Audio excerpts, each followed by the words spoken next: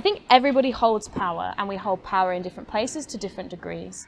And that is the other part, is like, the more financially literate we are, the more politically literate we are, just generally educated in a non-traditional sense, the more we can understand where we hold those powers. So I'm a white woman and I'm queer.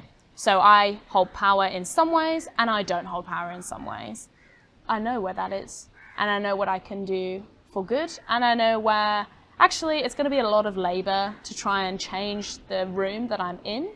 So I'm going to take a different approach, a stealth mode approach for different things, right?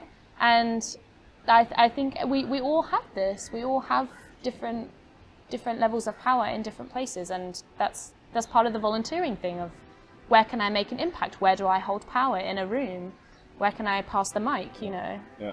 What's good, dear Dovies? A warm welcome to another episode of the Diary of Volunteers on Earth.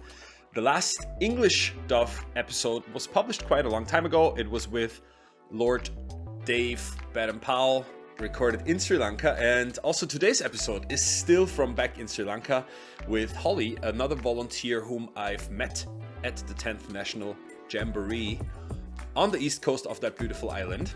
And it's super interesting, but before I get into it, just a few housekeeping notes.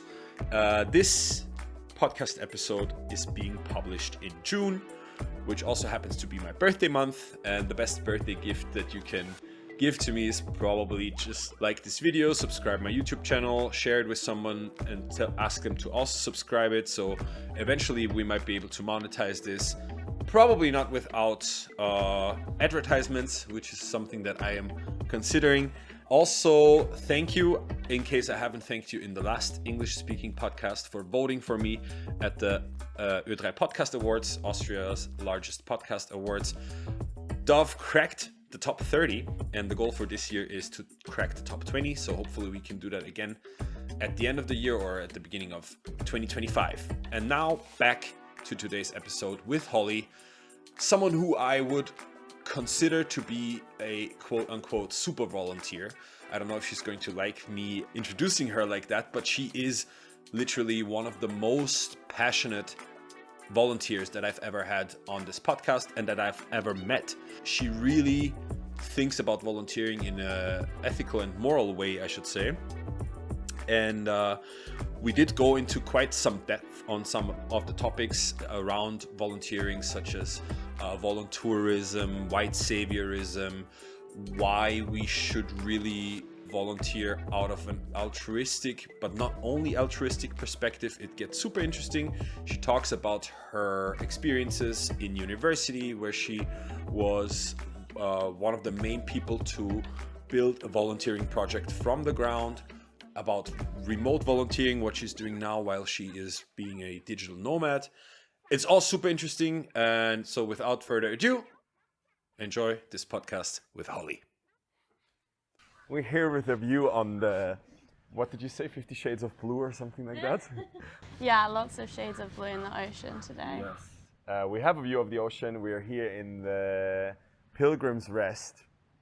I don't remember the exact name, do you? No. But it's the end of the Jamboree, the 10th National Sri Lankan Jamboree, and I'm here with Holly. Yes.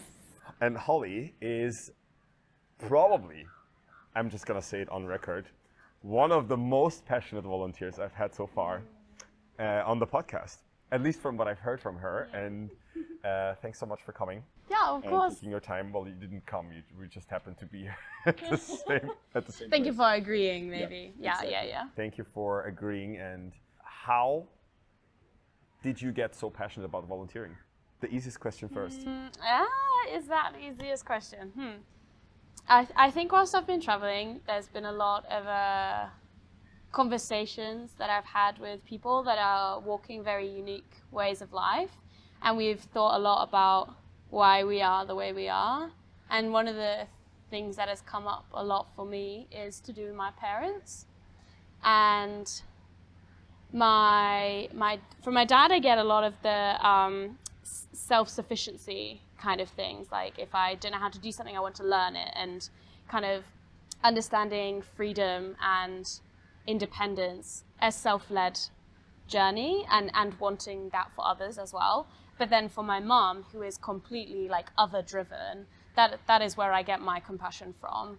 So she doesn't aspire for these huge career things like everybody else, but everything she does is amazing and admirable, and she is always involved in volunteering things. Even when I was young, she ran a parent and toddler group. Now she's a scout leader, inevitably got sucked in as a parent of a scout. They actually didn't, they weren't scouts before? No. I think they were exposed to it a little bit when they were younger, but there was also the boys brigade and stuff like that. And my mom's dad was involved in everything, like absolutely everything possible, was on the chair of this, that and the other when he got old and couldn't be as active. But yeah, this idea of service and it being part of like your duty, I think my mom and her dad saw it as your responsibility as an active member of a community, and my dad's mom was also like this too, but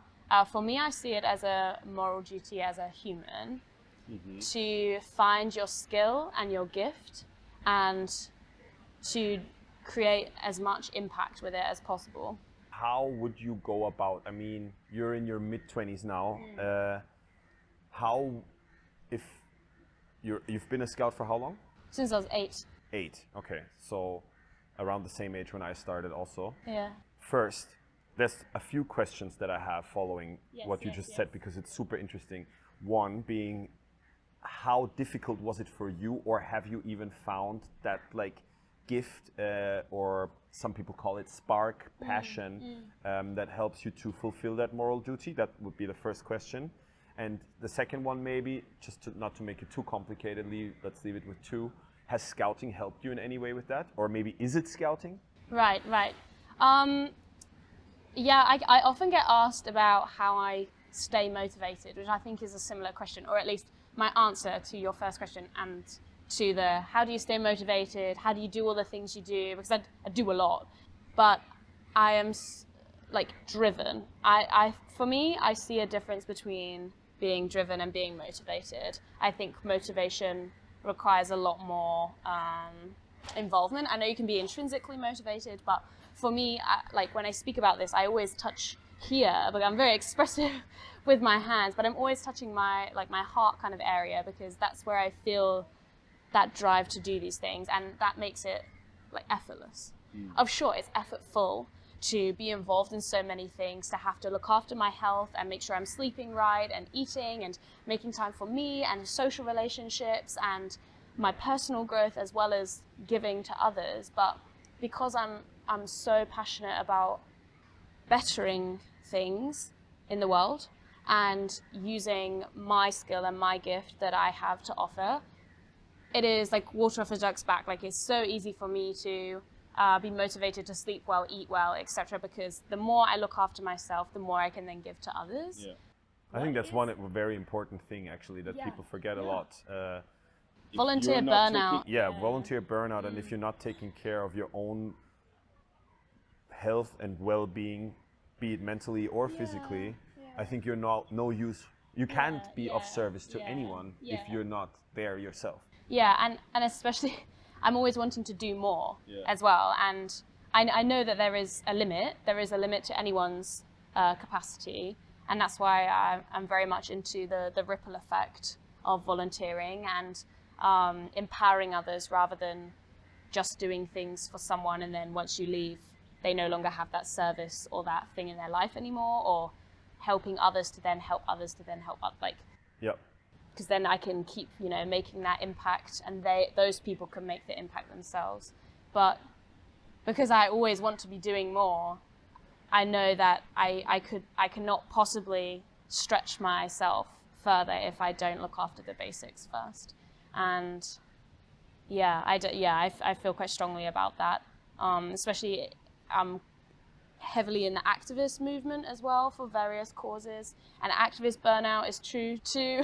Can't always be fighting the system or like volunteering for justice causes and things if you're pouring from an empty cup. That's the phrase, right? You can't pour from an empty cup. What is my gift? I think was the other part of that question. Or how have I found it, and these kind of things. or even if you found it? Yeah, I think it is hard to articulate. I don't think any one person has a We're recording. skill. Oh, you're leaving. Okay, we'll hold that thought. No it's fine. I just we can't get up because of our microphones, but no worries. It's fine. Come. It was so lovely to meet you. Yeah. Thank you for everything this week. It's been a pleasure. You've done great. You've done a great job, and you've made our life very pleasant here with all of your efforts. Yeah. It's much appreciated. And you might be on YouTube. Maybe I won't cut it out. All the best. No, Don't it's worry fine. about Take it. All the care. best. Take care. Yes. The gift. Yes, thinking about the gift and what it is. Like gift. It sounds so mysterious. Yeah, I don't know how else to phrase it, but I think that's why it's hard to articulate, because it's not a gift, it's not a trait or a thing to contribute. It's much more abstract than that. And for some people, maybe it's a particular skill, or maybe for some people it's their general personality and the impact that it has on others. And thinking about, if I just am able to motivate people around me because of the way I am, then how about I put myself in teams that are doing good, right? Or teams that are trying to address challenges, kind of harnessing what it is you have to offer in the world for the better of the world. Yeah. If you're super inspiring and motivating and a great speaker, and you work in a exploitative capitalist industry that is known for harming everything, then I think that's such a waste. And that's when I say about the moral duty kind of thing as a human, is like thinking about how what it is you have to offer can be offered in a good way. And it doesn't always mean like paid roles, because sometimes what we want to do or where we want to work, we don't have the freedom or the flexibility to choose that much, which is why volunteering is also pretty great. Sometimes something pays the bills, and sometimes something is just a form of volunteering. Like a way of spending your time, right? But that is a currency in itself. Time is a currency. It's for you. It's Titi. Yeah, but what is mine? I think my friends and my mom, they kind of describe it as like the essence of Holly. And I think it is a mixture of passion. When I'm really passionate about something, people around me are now passionate about it, which is great. So I can just have a conversation with a bunch of people, and then now they care about a cause that I care about. Yeah. And then we've got more people fighting for that thing. But I think the other part is the emphasis on empowering and reducing the gap. So whether it's accessibility in any form, reduce inequality, or like skills, opportunities, these kind of things. I think, I'm very efficient everywhere in my life. I'm efficient and passionate, and that makes for a very, very busy woman, but also wide-reaching and effective impact. Nice. So yes, I think perhaps that's the easiest way to try and describe the essence of Holly is efficiency and passion. Before we go into the second question, because that was all the first question. No, let's do the second question first. I think it's better. How or if has Scouting helped with that, with reaching that, it's gonna sound like a cliche phrase, but that full potential of the essence of Holly, or has it not? No, definitely has. I don't think everything that I am today is exclusively because of Scouting. There is so much to do with my upbringing and my opportunities, as well as my genetics, like the traits of curiosity and intelligence that I have inherited and been fostered by my parents. And being very fortunate that my mom just wanted to be a mom.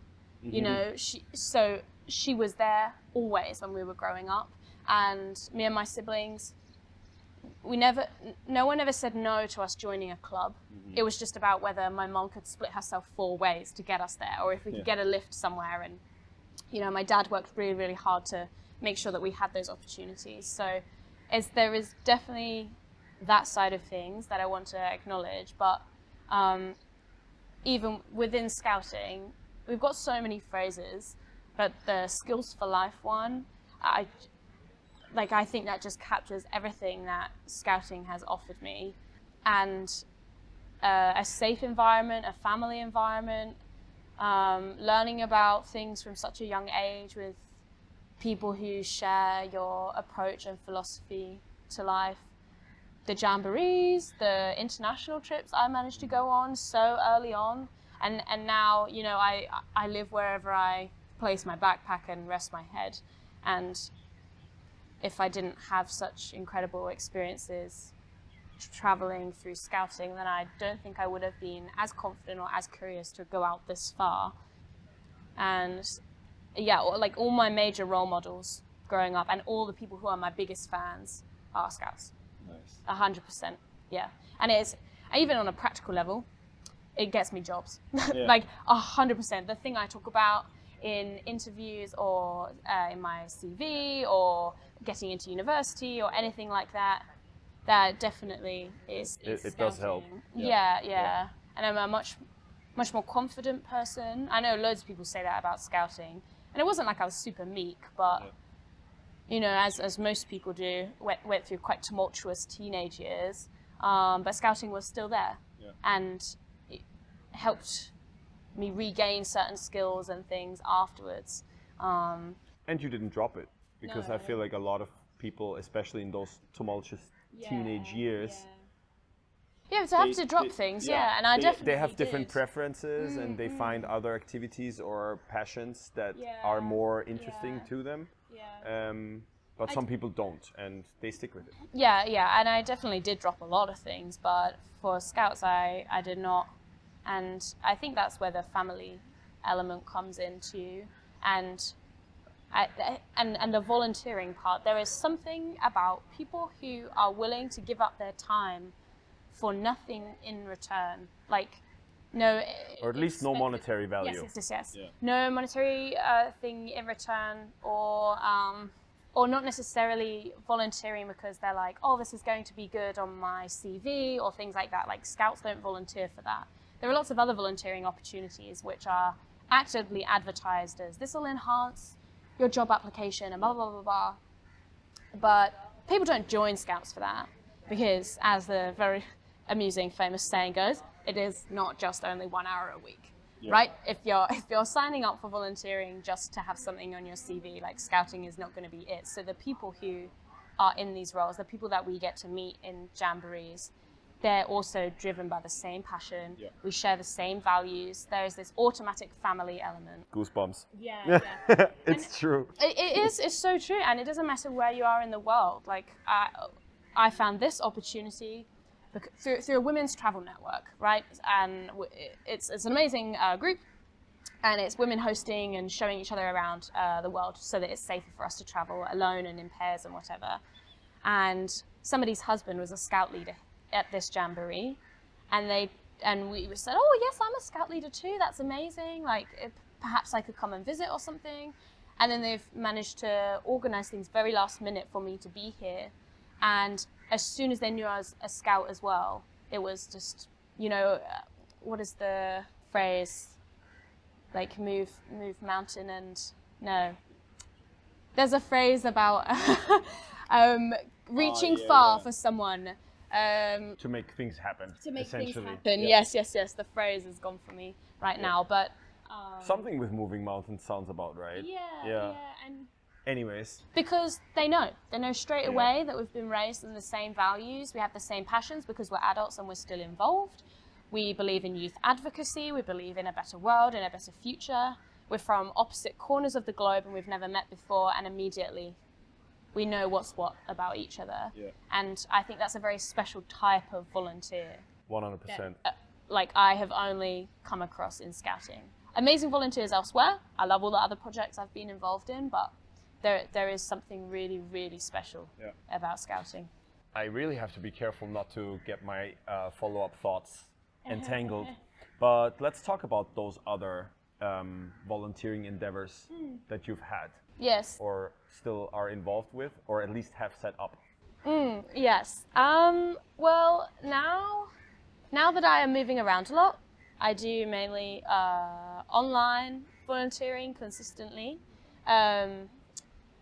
So, for example, there's a group called Give a Book, and it's a prison reading group scheme, and I just make a reading group resources for them on different book titles and things. And I care a lot about prison reform, but I don't have the time or capacity or expertise, in fact, to actually be that heavily involved in that cause. But this is something I read a lot. I have a laptop with me, and I can write reading group resources twice a month for this organization, and it can create an impact. So I can, it doesn't always have to be a huge thing that you do to volunteer. So like actually it's a little bit contradicting what you said earlier, but I think that's fine, because sometimes it is okay to just have that 1 or 2 hours per week. Oh, Or maybe even less, like twice per month. Yeah, and we have... It doesn't always have to be the super high intense level of involvement absolutely. in volunteering. Yes, absolutely. There can be both. Both can exist. Yes, and I think volunteering is a great way to get involved in causes you care about but have hard to reach communities, or are in an area where you need to be quite highly skilled. And I have a psychology degree, so it wouldn't be like too far a stretch to work in prison reform, but it's just I've got zero experience in that area, but I care a lot about it. So this is a really nice way for me to keep involved in something that I care about but can't always really get to, and to do something whilst I travel, because it's hard to find in-person volunteering that aligns with my values without a lot of prior research when I'm on the move. I was just about to ask about that prior research part.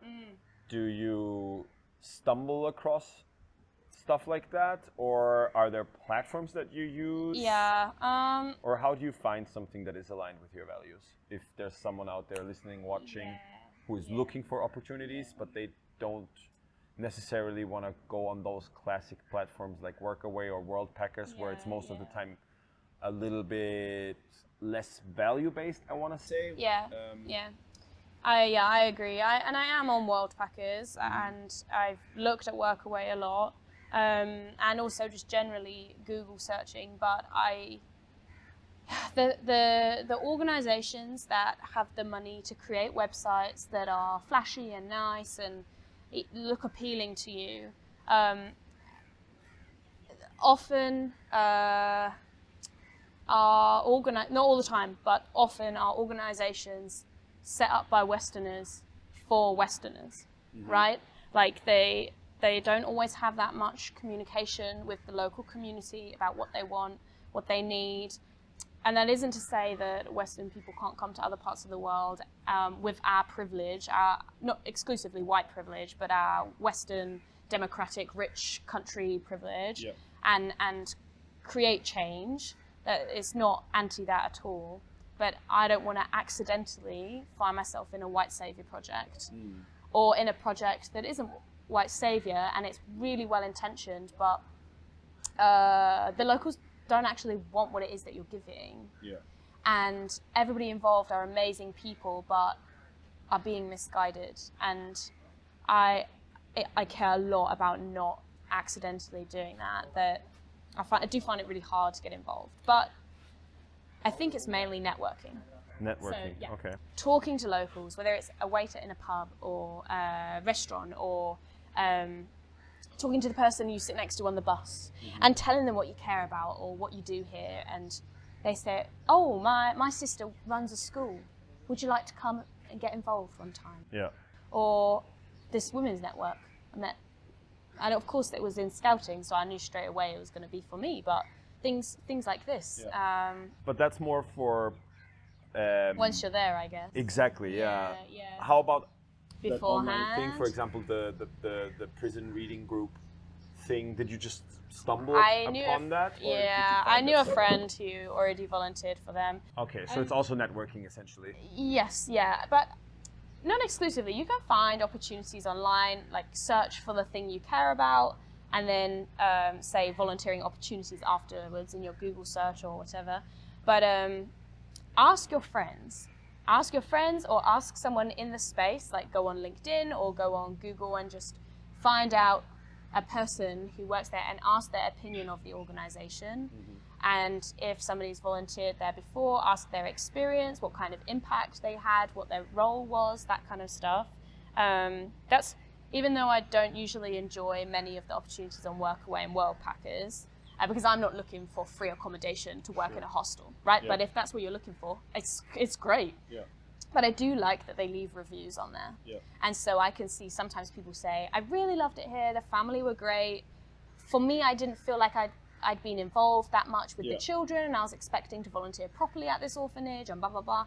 And so, you know, I think the review thing... It helps a lot, Yes, the reference-based system and stuff like that, So volunteering as well can be so unofficial, which is the other issue, because these unofficial opportunities won't have platforms. Yeah. So And they oftentimes won't have a formal structure. Yeah, exactly. Either. It's not like they have a regular volunteer program. It's a local who has bonded with you and feels your passion and has invited you into their space. Yeah. And so that it can be difficult, but I think you build your own judgment. And sometimes maybe you think this opportunity is going to be really great, and then you get there, and it's not really what you were expecting. Yeah. And that happens. That happens in all courses of life. Yeah, right? and you just have to go. You learn with your intuition and your gut or your heart or your mind, like whichever part of you resonate with, and you learn the subtleties of what opportunities look like or how they're presented and which ones might be best for you. Yeah, that will improve by time also. I really like that you were raising the whole issue of white saviorism. I've talked about it before with at least a couple of other people on this podcast, but maybe do you just want to explain your or present your view on that whole issue of white saviorism and what it means to you? Yeah. For me, I don't perceive that my opinion on it is all that unique. I think it's just that I care about it so much that it's always at the forefront of my mind whenever I'm getting involved with other communities, like disenfranchised communities, even like other white communities. I just broadly, saviorism, savior volunteerism. I think it's just such a shame that people are well-intentioned but can be misguided. And so from what I perceive as saviorism is, well, there's two kinds. There's the one that's like super well-intentioned and losing sight of the bigger picture. Okay. So going somewhere and building something maybe, or doing a thing for a community for 1 month and then leaving. And actually the community could do that manual labor anyway. It was skills that they needed. Yeah. A different type of skill, soft skills. Yeah. Often people, this is a very classic thing that gets promoted as we're growing up in the UK, or for gap year students, is like going to Africa and building a well, going to Africa, building a school, these kind of stuff. And so they build schools for themselves. Perhaps they don't have the money and resources all the time, depending on which country, but they didn't need us white people to go and put bricks next to each other.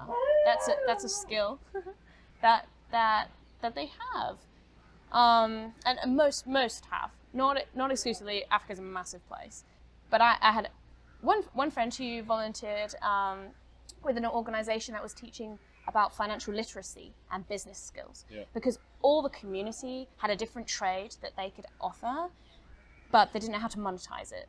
And they were not taught about financial literacy at school because they're now adults, and the schools in that area, the education had only developed a lot more in the last 10 years, so they've missed out. They've got a knowledge gap. They come, they teach them about financial literacy and business, basic business know-how, and now they've got those skills and they can support themselves, and that is very different to coming and just doing something for someone and then leaving and just leaving the community alone. Or pumping a bunch of money in and then not actually supporting the people to create an infrastructure or a social enterprise or a charity that can run itself after the initial founding or funding. But then there's also the corporate volunteering, which the people going are not the problem. It's the concept of big corporations paying for their employees to go and volunteer somewhere far away so that in their social impact reports they can say, this many times a year, we have this many days, this many hours that we pay our employees to go and do good work elsewhere. And they get to claim a bunch of SDGs on it. And in my last job, I analysed these reports for impact, and it's impact washing is ridiculous. Impact washing. Okay, I was just thinking, what kind of washing would that be? Umbrella term, impact washing, green, pink, blue, like just impact. When they're saying, oh, we paid, our employees had a paid day off to go and read to kids in the community. Amazing, but now they claim that they contribute to SDG 4, quality education, because for one day their employees went into a school. And this, as soon as you start to, and it's hard with the corporate thing, because often they will pay for these opportunities. So not only are they paying their employees, they are paying the community or the organization that they're sending their employees to. And sometimes it's thousands of dollars to send a bunch of grown adults for 2 weeks to work in a school or to volunteer in an orphanage and teach about dental hygiene. But who am I to say to the community, don't charge? It's just not my place. Not your place. But it's a power dynamic I feel very uncomfortable about, and I don't know what to do about it. And I think it's fine to pay for like food and accommodation and things like that when you volunteer, if that's not the exchange, if you know you're placing an extra mouth to feed on a community that's welcoming you in, depending on the community, etc., etc. But this idea of hundreds and thousands to pay for the experience, like you're just buying feel-good vibes for yourself and your cooperation or your CV, and that I feel really uncomfortable about, because I don't think that's volunteering. It's so tricky because I feel like it's very, very narrow, that sort of like degree. And I'm gonna ask you something maybe that you will find a little bit challenging, I don't know. But how do you, for yourself, make that distinction? Are you part of this whole problem yourself, or are you not? And how does that align with your own sort of moral compass? I find it personally very difficult to make those sort of decisions, and to figure out, am I just telling myself that I'm better than that? Or am I actually still, am I actually still part of the same problem, and I just tell myself that I'm not? It's so hard. It's so hard, and it depends where you are, because some people rely on their income relies on volunteers coming and paying, but it's not my fault that their government is corrupt and don't look after the citizens. So in those situations, what am I to do? Like, I can't take this moral high ground and be like, I don't want to be involved in paid volunteerism, but also they're not being cared for by their country and their government, and they are seeing an opportunity, and who am I to say don't do that? But then there are other situations where I can see that this is an area of volunteering that I don't want to be involved in, because I think it is advancing inequality. So an example of this would be to do with teaching English. Which is what I'm about to do. I know, which is exactly why I'm using it as an example. I usually stay away from teaching English opportunities, not because I am anti them. I have an aversion because so many people just tell me to do it because it's an easy way to travel, and I'm like, you don't understand me. If you have suggested to me, oh yeah, you should just go teach English in this country, it's amazing, blah, blah, blah, then you don't understand what I'm doing here with my life. But which is why I'm so like when it comes to these things. But that's by the by. it's because there are so many different groups that ask or request to have English language brought into their sphere. Some of these groups, if you teach them English, it will transform things for them because their whole economy relies on tourism. Yeah. And the common language for that is English. And so if they can speak better English, they can do better in their business and, you know, these kind of things. And So it is more impactful in a sense. yeah, or it could do with access to education. Sure. So say later on in life they want to study abroad or they want to go to a private university or private school or something and it's an international school. Having taught English to those kids early on, like it is a tool to access more things in life. And I understand that. But then there are other communities or other groups of people where I feel like they will learn English anyway, whether I go to them or not. Mm-hmm. They are already in a higher class in their society. Children of businessmen of a well economically developed country Sure. that it doesn't have English as its primary language. I think they already have the privilege that they need to succeed. And if I'm choosing about where I'm going to spend my time, it's not about, oh, do they deserve to learn English or not? That's not it at all. It's, I've got limited hours in my life and my day, and I want to put it towards things that reduce inequality and have the widest or furthest reaching impact. And so I don't want to teach English to kids that are already pretty privileged and will do well without me. If I want to teach English, I want it to be for people who, A, want to learn English, because that's the other thing. Yeah. Especially as a Brit, right? Like this idea of going around the world forcing my language on people, that's a bit too close to colonialism for me. Got it. Which I think is my other aversion, is just being like, going around and teaching my own language when, you know, a few hundred years ago it was forced upon people. And but that's my own journey to go on. No, I love that you're so aware of all of these issues. Yeah. I just find, because I do consider myself to be aware of a lot of them as well, but I find it very hard sometimes to add all of them together and still be able to do anything. Yeah. Like sometimes it's like a moral blockage. Yeah, sort of. And I think maybe that's also part of my essence, is that I care a lot about so many things, but I don't let them debilitate me. Yeah. I care about How? Share your secrets. Because one of the most frustrating things to me is inaction. Like when somebody says, "Oh, but the issue is so big. Like, what impact could I have?" I'm like, well, great. That's another person who's decided I'm not going to do anything because the issue's too big. Classic voting. topic: climate change. Yeah, climate change, or even just changing people's opinions on an issue, like an issue that they care about. Or I just think an example of this is to do with voting. People thinking they won't make a difference when they vote, and then just they don't vote. And then how many people vote? 20%. And then the 80% are like, oh, see? Like, it wouldn't have been worth it anyway. And you're like, well, look at the data. Only 20% of the population is voting. Then it's not going to represent the whole nation's views, is it? Like, this kind of idea of, I think everybody holds power, and we hold power in different places to different degrees.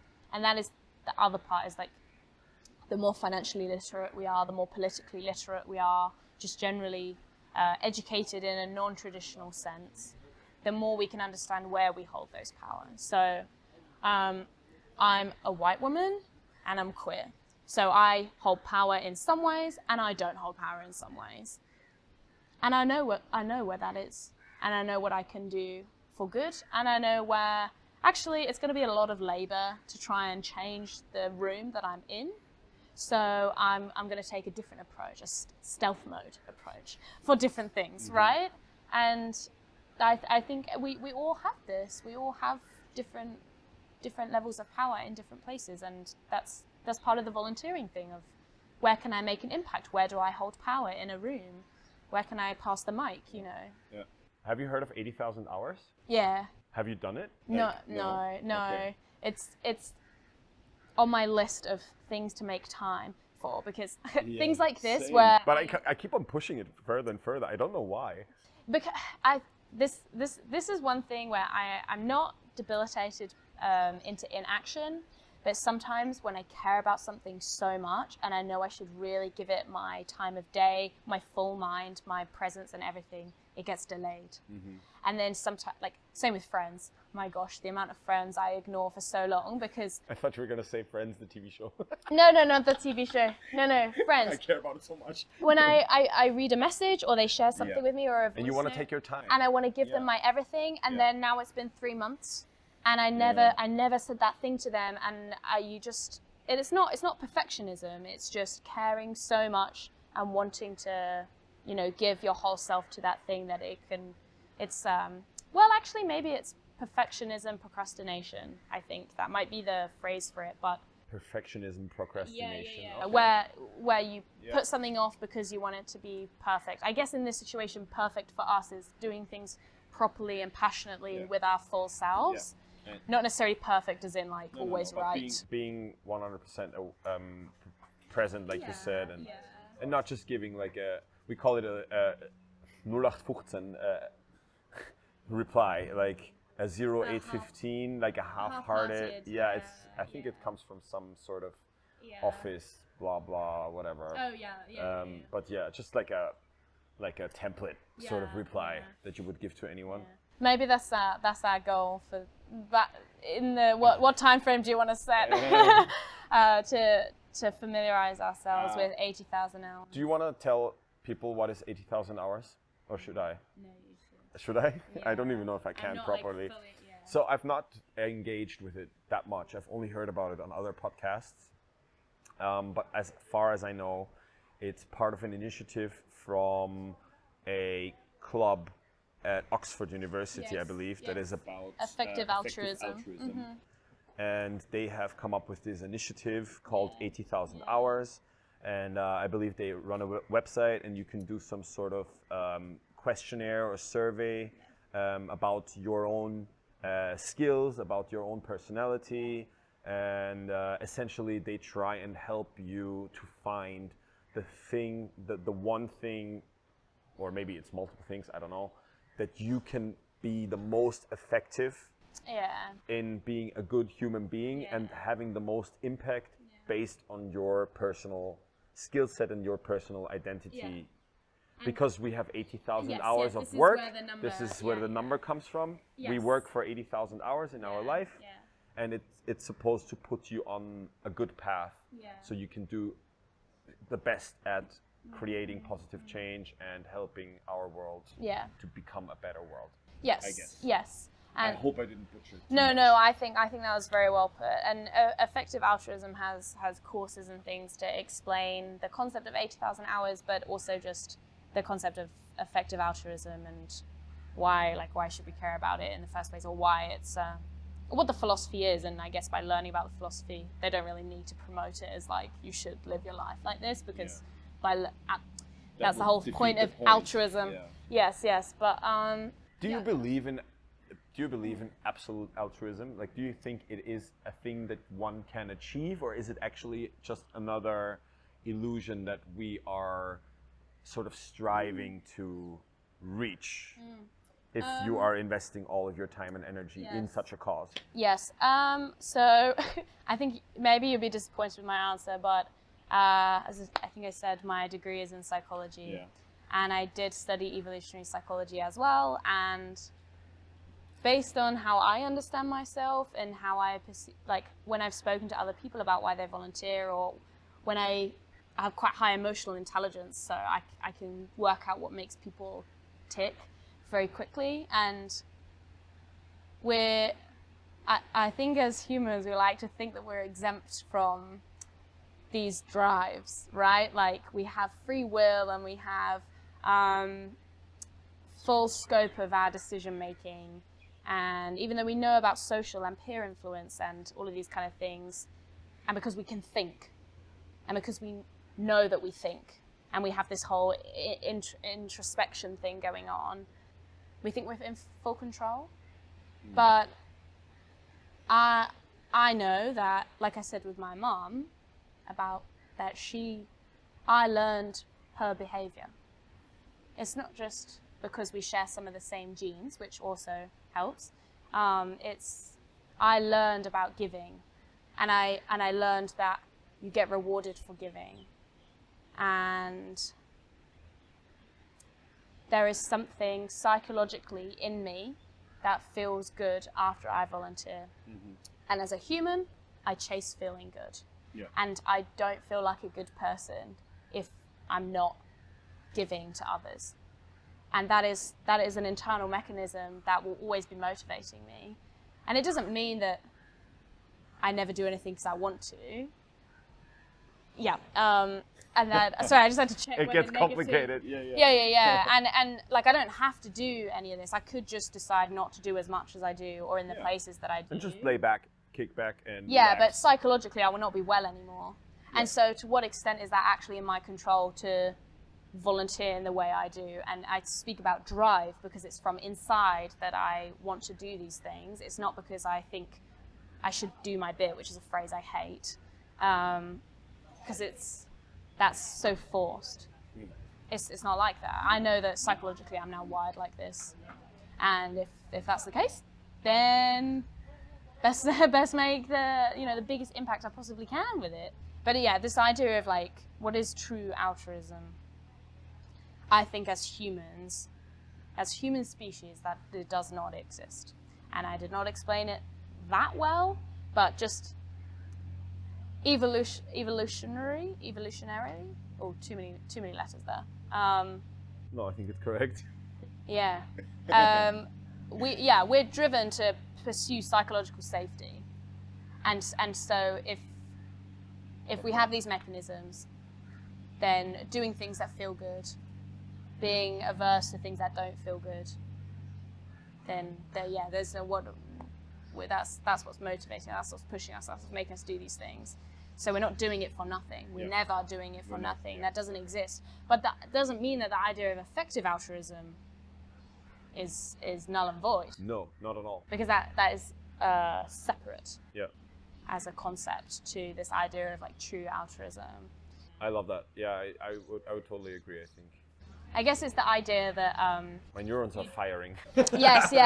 You don't. The idea is that you don't get something tangible back. You get psychological safety and wellness and those kind of things, which are so much more abstract and unidentifiable often. And then that's what we mean compared to cooperation or parasitical relationships and codependency. Like if you're thinking about the four of others and yourself and giving and taking, that kind of quadrant, it's talking about tangible material things, I perceive. And that's why I think effective altruism can still exist outside of me saying altruism is not it's not a real thing for humans. No. I totally agree. Yeah. Those things can coexist. Nice. We went deep. Yeah. I love that. I'm a huge fan of depth. Yep. You want to go a little bit more shallow again, or sure. You want to continue on that? Wherever. I don't know. I'm really enjoying it. But do you still want to speak about your other things that you've been involved with? Yeah. I probably should, because my previous major volunteering projects took up so much of my time and have very much set me up for my working life, what I hope to pursue in future projects, and this kind of seed to reality, seed to reality, there's a business version of that, but I don't really like it. Like from to product, seed to concept to product. I wouldn't know about that stuff. No. But this idea of like having a thought once, and then one day in the future, it's a fully fledged project that runs well and makes an impact. So at university, I joined very early on at a zero waste shop that had a manifesto at the Students' Union, and we set it up, we launched it, and it's completely student-run, volunteers. It's not for profit. I got involved in this project like within the first few months of going to university. So right at the beginning. And it defined my university experience. And I learned so many things because of it, like networking and speaking to all different levels, like in the university, the different type of bureaucracy that happens when departments try and organize things around each other for campus-wide policy, talking to local government, talking to radio and these kind of things, organizing with other students or student-led projects that weren't as well organized as ours. But what I love so much about the shop is Want Not Waste. That's its name. Want Not Waste, Manchester, yes. Yep. What I love so much about it is that it's just a hub. It's a hub for passionate people, and during COVID, because we sold dried goods and food, we were in a central shop, so we got to stay open the whole time, and other volunteering projects ran out of our space. Like food collections, or there's a period poverty campaign at the Students' Union as well. They got to run out of our space. And now it's not my project. It is, I spent my second year establishing a committee structure. And that was a whole learning process of delegation, trust, ensuring that the people that you delegate to have the skills, and if they don't, teaching them, and not being mad when people don't do things the same way as you, because also my way isn't the best way. There's so many changes that happened because I held back my opinion and I didn't pull rank or anything, and there are changes better for the project. So also acknowledging when being a loud voice and strong-willed and opinionated person actually my way wasn't the best way, and for the good of the project, like where it's going now, I couldn't take it there. Okay. I took it all the way to where I could. I've had my impact, and now it's got a whole new generation. This is the whole ripple effect that you were talking about in the beginning, right? It's like kind of a circle to where we started. Yeah, perfect. And the committee sorts itself out. So it's nominated by the other volunteers in the shop, and they have shared decision-making responsibilities, but they each are just speaking on behalf of their vertical. So the retail, the arts, the social media, like those kind of things. It's developing leadership skills. And of course, great. That means more people in the spheres that we care about, having these qualities about how to negotiate, how to make decisions, how to advocate on behalf of others not in the room. That we want more of those kind of people in the causes we care about, so that's great.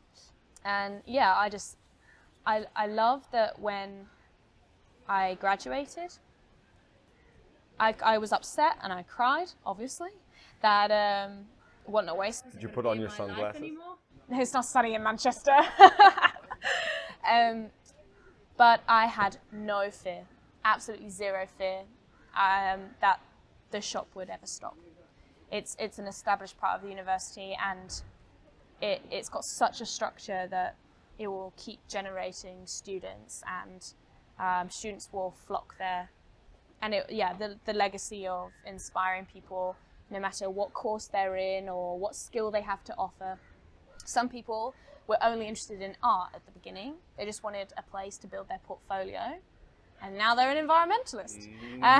They came in as an artist, and now they're an environmentalist. And other people came in because they wanted, they're studying accountancy, and they wanted to do some volunteer work for our accounts. And they came out having tried out digital graphics and design. And I did the same. I'm rubbish at it. I still can't do it. But it was such a safe environment to give it a go, especially as not for profit, that people could try all these different skills and teach each other as well. And it's just such a great community there. And that idea of creating something that can function without you once you leave. It kind of taps into the white savior conversation we had earlier about serving a community. I was serving the student body of Manchester and serving the environmentalist movement there. But if the project only functioned when I was a full-time student, then I've not done it right at all. And I love that I get to, they've changed the windows again, and I see it on Facebook, and they've got another artist student in. I don't know if she was an environmentalist before or after, but she is now. And I really love that. And that's kind of what I pursue in my jobs. I love startups because of that creative environment, the same as the projects that I've established. And constantly thinking about empowering others to make an impact, whether it's in a work environment, a volunteer environment. The impact shouldn't stop where my time ends. It's, I guess, it's the equivalent of Scope 3 and 4 greenhouse gas emissions. No. I want Scope 3 and 4 impact. It's a noble cause. Yeah, I don't know. It is. Yeah. You can blush. It's fine. And I can speak about volunteering and all my passions and things that I do for ages. But then as soon as someone's like, "Yeah, that's really good of you to do that," just those words don't resonate with me, because how come? Because good of you makes it sound you can like analyze yourself psychologically now. Of course. Because I feel it's my own duty to do it. Like when somebody says comments about all the things that I do, or the fact that I'm now based in South Asia to give myself, one, to decolonize my education, and two, to have an alternative education of sustainable development, having only had a Western education and work life. People are like, wow, that's really good of you. That's really, these kind of things. Like, and I say, what? Well, why? And they say, because you didn't have to do that. And but of course I have to. Of course I have to do this. I can't go too far into my career and be in decision-making roles always, having never been on the ground in a country that is affected by my work. I can't, of course I'm going to be volunteering with my time. Of course I will be a scout leader forever, because, it's my duty. It's my duty to use my skills in ways that impact and better other people. So to say I'm a good person because of it, I'm like, no, I'm doing exactly what I should be doing. There is no extra for me. That's how it feels. What do you think is preventing people from reaching that sort of level of self-awareness and awareness in a global setting? Because obviously we're everything is connected on this planet. It sounds like a very new agey kind of phrase to say, but it's undeniable in my opinion. And whatever we do here can affect something on the other side of the world. We may just not perceive it that way, or it may be over time. But it's the same with inaction. Right? But if I imagine the alternate universe where I stay in weird countries, like Western educated, what's the I? Oh, that's an actual acronym? Okay. I was like... Rich democratic countries. It's because not all privileged countries are Western, so it's an acronym. Western, educated, rich... No, there's an I.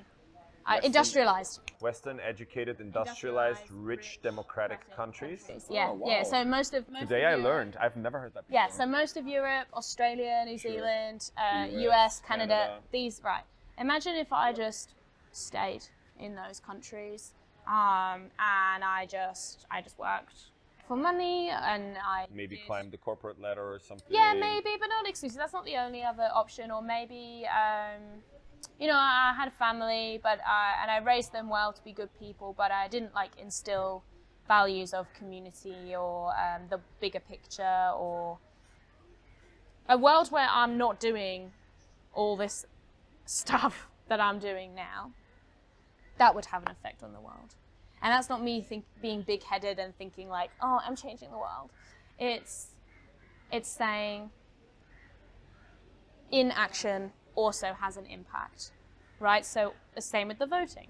If all these people stay at home and never do anything beyond themselves And it doesn't have to be in the world, right? Like it can be in your local community, it can be in the workplace, it can be any of your social network.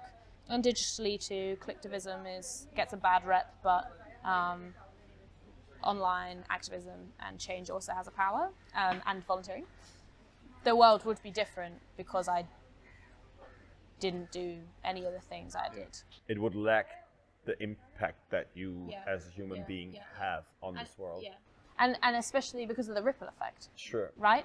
So if I didn't go somewhere and make the ripple, then those people didn't make the ripple, and those people didn't make the ripple. Yes, and make someone surf.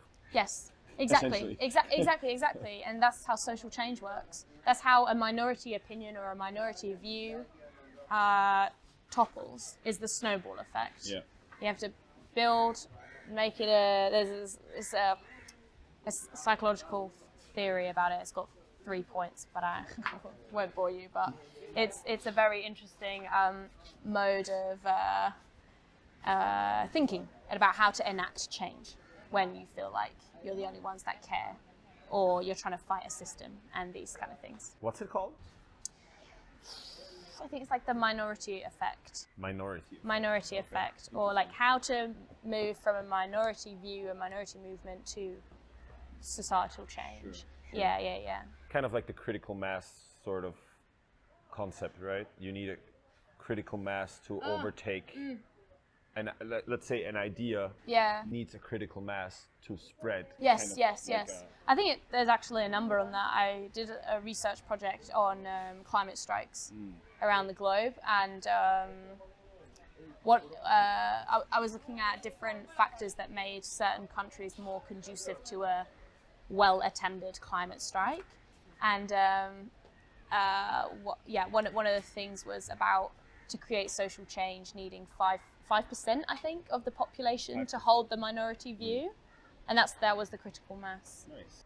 That's actually not even that much if you think about it. No, and then I was looking at, did 5% of the population attend the march, and that was some of these things, which obviously usually no. But it was interesting to think about those kind of things. We did not answer the question though. What are people? What is preventing people from getting that sort of awareness? What do you think? Is it just awareness the of rat what? race? The awareness of how much impact they actually can have as a person, and also you were talking about that sort of internalized drive and the duty that you feel that you have. And you have all of that, you have that awareness somehow. You talked about it early on, that there were a few factors that played in: your parents, your upbringing, scouting. But interesting, my siblings are not the same. And they are also in... Shout out. No, I mean, they're not as extra as I am. Okay. They volunteer and they're great people. What's preventing people from becoming extra? But this is not normal. Like, I know this is not normal. Sure, but what is normal? We could get into a whole conversation about what is normal, but what I'm wondering is, what do we need?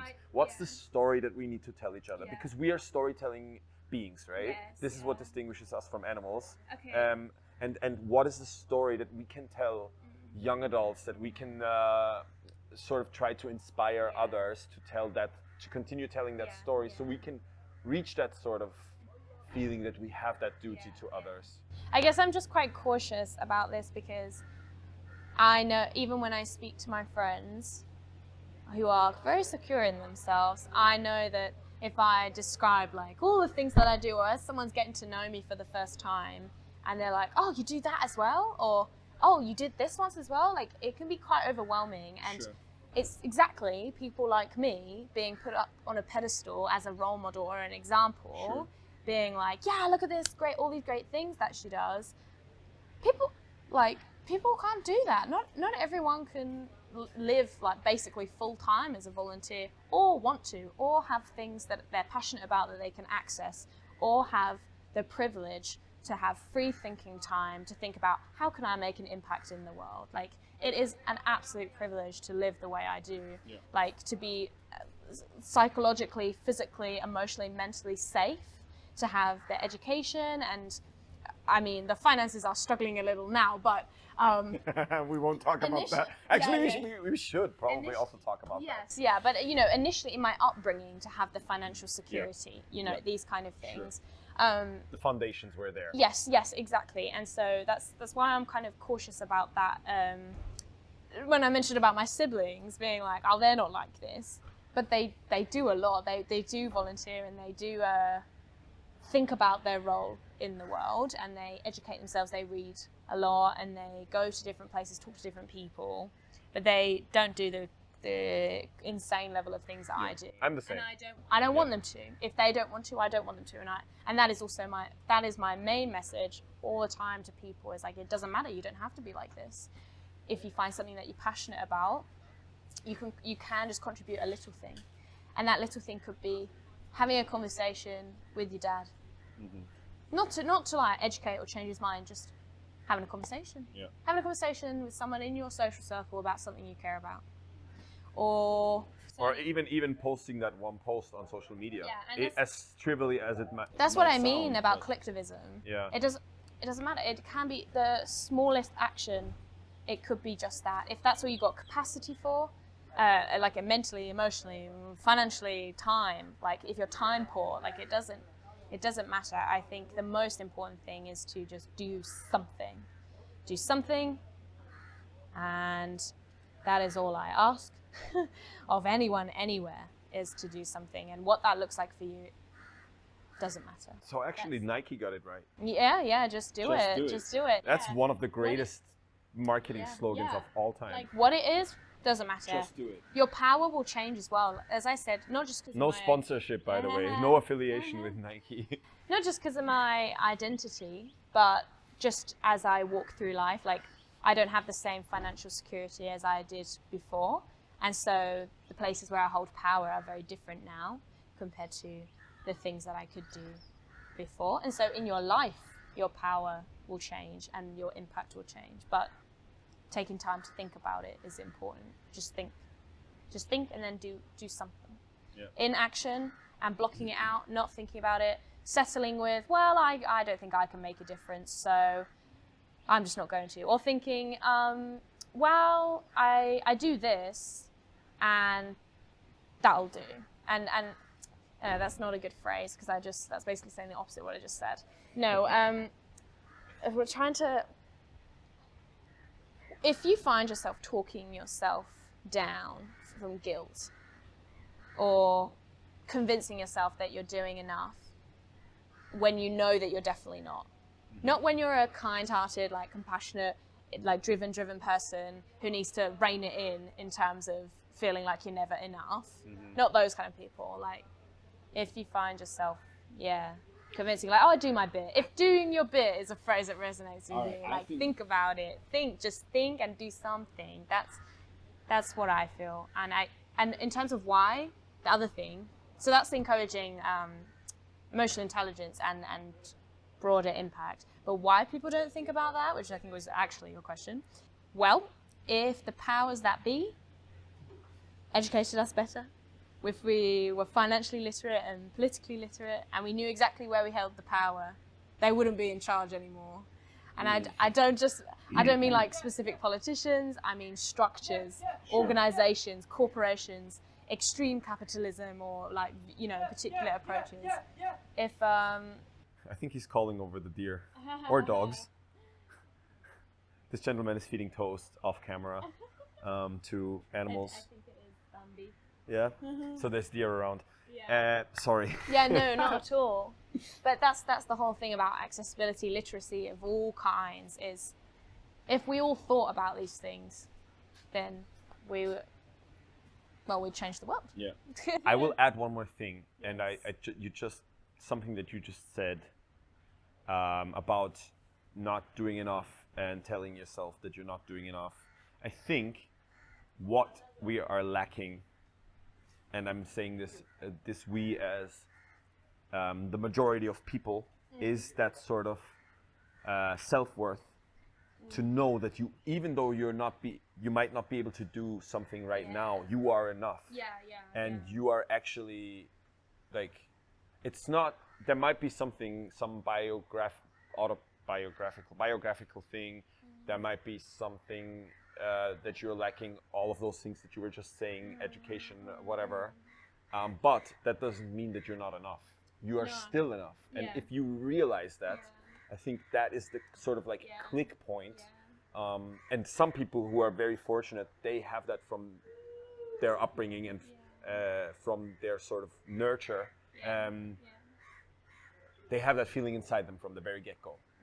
And that enables them to be maybe like you are, without trying to put you on a pedestal, but you get the point. But that's, I see it as a privilege, and it is. I'm not going to walk through life and I think that's part of, it started definitely with educating about white privilege, but then just moving to where I hold and don't hold privilege or power in different ways, and in all the different spaces, like that broader kind of conversation with myself. It was like, what's the point about learning about it? But like, I want to acknowledge my privilege. And you're like, okay, I've acknowledged it now. What am I going to do about it? I can't not have it. It's not in my power. But I can do things with it. And I think that also is my responsibility and my duty. And I think volunteering is my channel for it. Could there be a better final sentence? Yes. No. But we're not completely finished. Is there anything that you would still like to get out there? You would still like to mention anything you would still like to talk about that we have not touched upon so far?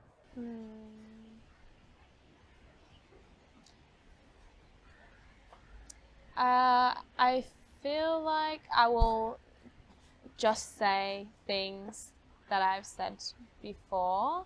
But perhaps for me, that's what I need to wrap this up in my head.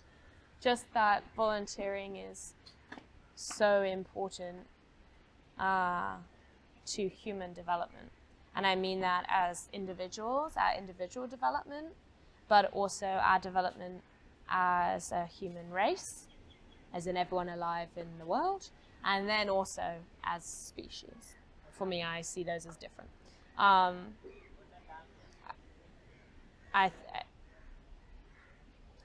think the world is, maybe this is controversial and maybe quite anti-capitalist, but I think the world is mainly bettered by the unpaid economy, the volunteer economy, and everything that is achieved in the paid world. A large amount of it can be accredited to the impact of volunteering and who it makes us.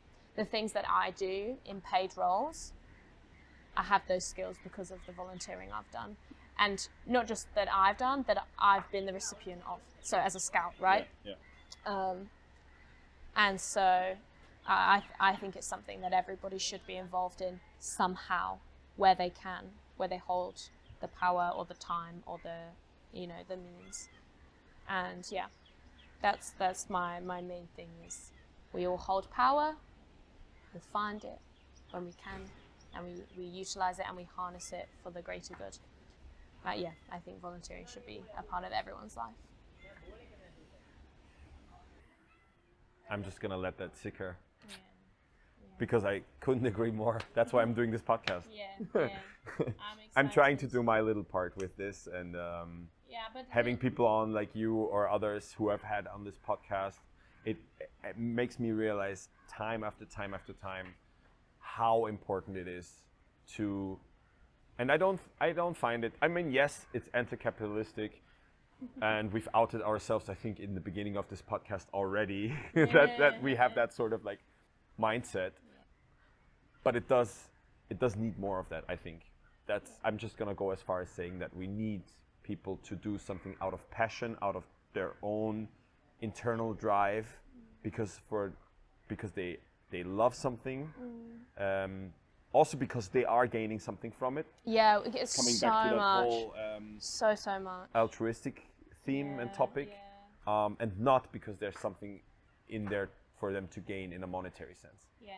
And I really believe that, and I'm 100% convinced, and I'll die on that hill if somebody would like to argue with me about it. I think we've said it all, or most. I'm gonna wrap it up with the last two questions that I always ask everyone. Okay. Which is one, you can write a letter to anyone in the past, in the future, or in the present, fictitious or non-fictitious person, who would you write a letter to, and what would roughly be the content? It's a super easy question. Yeah. You have no time to think about it. Does everybody write to their younger self? Some people do. Yeah, Some people write to their younger, some people write to their older self in the future. Interesting. But others have also totally chosen different people, completely different. Okay, I don't think I'll be writing to myself. That's in other situations where we've had this kind of conversation, or like exercise, like reflective exercises at a workshop or something, and it's trying to build compassion for your younger self, right? I always, I don't really resonate with that kind of writing to your younger self thing. For me, I have written to my future self before, and that's been an interesting conversation. Yeah, because for lack of inspiration about whom I would speak to, whom I would write a letter to, because immediately I'm thinking about all the people I'm grateful for, all the role models but I can just text them right now after this and say Maybe to you most should. of them, to most of them. Yeah. In December, actually, I did an Advent of Gratitude, and I sent a text to someone I was grateful for every An day. Advent of Gratitude. Yeah. Oh, I love it. Yeah. I'm Nice. very passionate about telling people why they're great and why I'm grateful for them in my life when I think it, and then just send it. So I'm going to be busy after this. Because I cannot pick, I think I would write a letter to my future self, but deathbed self. Okay. Because for me this Kiwi guy I was traveling with once asked me about what it would take for me to die happy. We'd not really known each other long, so it was a great conversation. I thought about never feeling satisfied, right? And that it being different to dying happy or dying satisfied, and like the differences between the two for me. Because there will never be an end where I think, yeah, I've done enough. But if I can live my whole life knowing that I gave everything I could, when I could, how I could, in the ways that I could, then I'd die happy. And for me, that could mean tomorrow. I wouldn't be satisfied. I would not be satisfied if I died tomorrow, because I've got so much more stuff I want to do. And I will probably feel that way when I'm in my 80s too. But I would be happy because I've led with my values and my heart, and I am every day in love with being alive. And that means I can die happy because I'm giving myself in all the ways I can, when I can, with the power that I can. Yeah. That's so beautiful. So so the letter would be to your deathbed self. just reminder, this is your philosophy in your 20s. Hope it still worked out. Yeah. You gave everything you can. Have a peaceful rest. Nice. Yeah. Team apocalypse tomorrow. Yeah. We're totally fine, guys. Just saying it. We'll be fine. That's awesome. I love that answer, actually. And the second question is a little bit simpler. What's your favorite bird? Bird. I like a peacock. Peacocks. And actually, that's working out pretty well in India and Sri Lanka right now. Yeah. Yep. Peacock's just so beautiful. And actually, there are 3 peacocks that just appeared in the village I grew up in the last few years, like maybe 2019. We think they came from a barn somewhere or something, and they're just residential peacocks in the village. And I remember one morning during COVID, I moved back in with my parents. All the siblings descended on the house back to the mothership, and I was a frontline worker working in social care with adults with learning and physical disabilities. So I had shifts in all weird times of day. And one morning at like 5 or 6 a.m, I was coming down a 10% gradient hill, and just at the bottom on the top of somebody's garage was the sunrise and a peacock with its full tails out. And I just thought, the world has gone so insane. But right in front of me, right now, there's not a single car on the street because I'm the only one going to work. And there is a peacock and beauty and sunrise in front of me. And it was just a moment to be still and then launch into PPE and a very interesting shift. But I really, really love love peacocks. They're so beautiful, and just some strange anecdotes growing up with peacocks popping up. Fun fact, I also grew up next to peacocks. Oh, nice. Yeah, because we live next to not a castle, but yeah, I guess you would call it a castle, with a park, and in that park they have peacocks. Okay, yeah. And occasionally, first of all, I went to primary school literally right next to the park, so occasionally peacocks would fly over the fence and just be there in our break time. Yeah. But also, on a rarer occasion, they would actually fly to our garden. We have like a little shared family garden where I grew up. And we sometimes would have them in our garden. Yeah, just so majestic. And they are really beautiful animals. And we used to go feather collecting when we could find feathers on the floor. Of course, yeah. Yeah. That would be Peacocks, ladies and gentlemen. Yes. It's a wrap. Yes. Thank you so much. Yes. It was a pleasure. Good. So good to talk about this. Yeah, it's nice to talk to someone who has actively invited me to speak about it. Sometimes, I mean, especially my poor parents, when you'll just chew their ear off. Yeah, and when you're traveling or you're moving around, like traveling is such a loose word for what we're both doing, but and you meet people that you have really great conversations with, but then they move on, you move on, and you're like, oh, I wish I could have talked about all these millions of things with this person and whatever. And my parents just have to pick up the slack, and they just have to listen to my monologues. Do they? Yeah. And I always joke that because I'm not with my ex-partner anymore, that they've really had to fill in the gap. Yeah, but they're more than willing. They're really, really proud of all of us. So and they get to experience and learn and everything through us, even when we're monologuing. All right, that is it. Thank you so much for spending your time and your attention with Holly and myself and the Diary of Volunteers on Earth. Apologies for all the short little interruptions. I left some of them in just because they were so funny and hard to edit out. We were out there in the open, and as you could see, people were like walking in and out, probably not being aware that we're recording. I still want to show you what a peacock sounds like, and if you were paying attention to the anecdote about peacocks, then you will know that I've heard quite a lot of peacocks in my life. So I'm going to attempt to pretend to be a peacock and then show you the real sound. So this one first. And then here's the direct comparison. Pretty close, I think. Anyways, thank you again. Here are the quick little reminders. If you want to support the Diary of Volunteers on Earth, then please share it with your friends, with your fellow scouts and guides, your peers, anyone who you think this might be interesting or valuable to. If you can afford it, put some bucks in the tip jar for this podcast. You can find the link in the show notes or the description of the video. That's pretty much it from me. Until next time, and much pizza, much pizza, much love, much amore, much dove. Your Jakob.